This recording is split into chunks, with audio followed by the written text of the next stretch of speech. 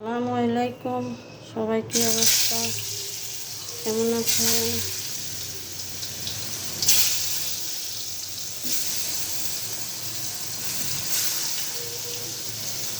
পটল ভাজি করতেছি।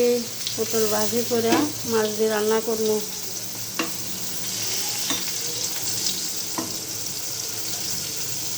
এভাবে ভাজি করে রান্না করলে অনেক মজা হয়।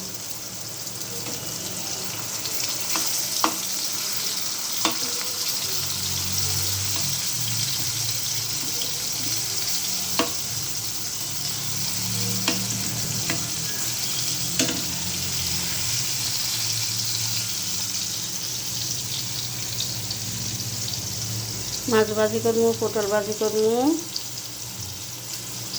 এরপরে রান্না করবো। আপনারা এইভাবে রান্না করি দেখবেন, অনেক মজা।